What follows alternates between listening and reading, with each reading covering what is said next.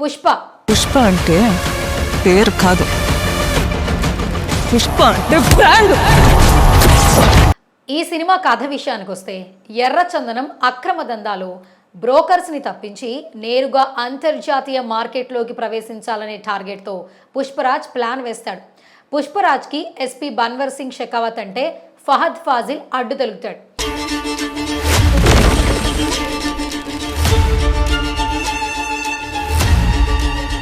అయితే ఏపీ రాజకీయాలను ప్రభావితం చేస్తూ చిత్తూరు జిల్లాలో ఎర్రచందనం అక్రమ వ్యాపార సామ్రాజ్యాన్ని అనూహ్యంగా విస్తరిస్తాడు. అయితే ఎస్పీ షెకావత్ను ఎలా ఎదిరించాడు? పుష్పరాజ్కు ఎదురైన సవాళ్లేంటి? పుష్పరాజును తన కుటుంబం ఆదరించిందా? ఏపీ రాజకీయాలను పుష్పరాజ్ ఎలా ప్రభావితం చేశాడు? చిత్తూరు జిల్లాలో పుష్పరాజ్ హవా ఎలా కొనసాగింది? జపాన్లో పుష్పరాజ్కు ఎదురైన సమస్య ఏమిటి? ఇలాంటి ప్రశ్నలకు సమాధానమే పుష్ప ది రూల్.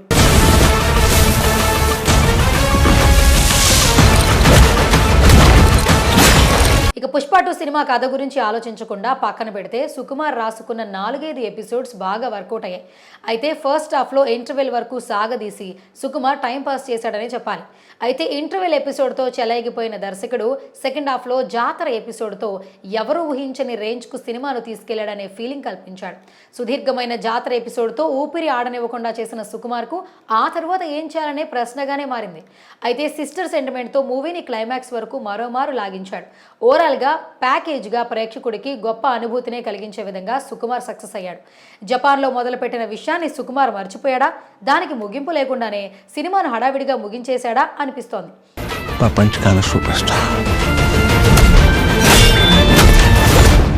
నటీనటుల పర్ఫార్మెన్స్ విషయానికి వస్తే అల్లు అర్జున్ అద్భుతంగా ప్రతి ఎపిసోడ్లో ఎరగదీశాడు. ముఖ్యంగా జాతర ఎపిసోడ్లో చేసిన డ్యాన్స్ ఫైట్స్ అదరహో అనిపించేలా ఉన్నాయి.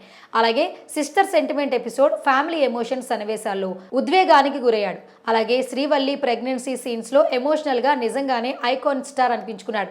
రష్మిక మందన కొన్ని సీన్స్లో మెప్పించింది. శ్రీలీల స్పెషల్ సాంగ్లో మెరుపు తీగలా కనిపించింది. షెకావత్గా ఫహద్ ఫాజిల్ ఎప్పట్లాగానే తన మార్క్ చూపించాడు. అనసూయ, సునీల్, జగపతి బాబు అంతగా ఆకట్టుకోలేకపోయారు. ఉన్నంతలో రావు రమేష్, బ్రహ్మాజీ పర్వాలేదనిపించారు. మొత్తంగా Allu Arjun one man show ముందు అందరూ తేలిపోయారు. పుష్ప అంటే నేషనల్ అనుకుంటారా?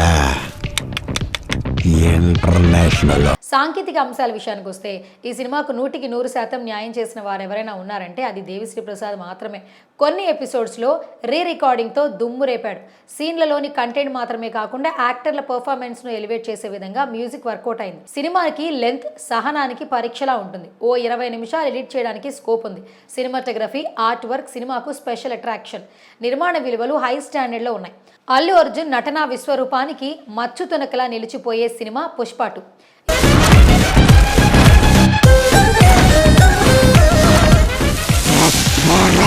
ఈ సినిమా తర్వాత స్టైల్ స్టార్ క్రేజ్ ఎన్నో రెట్లు పెరిగిపోవడం ఖాయం. Mass elements, glamour, action, emotions దట్టించి సుకుమార్ రాసిన సన్నివేశాలు కేక పుట్టిస్తాయి. మాస్ మసాలా అంశాలే మాత్రమే కాకుండా అన్ని రకాల ప్రేక్షకులను ఆకట్టుకునే అంశాలు పుష్కలంగా ఉన్నాయి. ఈ సినిమా బాక్సాఫీస్ రేంజ్ ఏంటో కొద్ది రోజుల్లోనే తెలియటం ఖాయం. Must watch movie, don't miss it.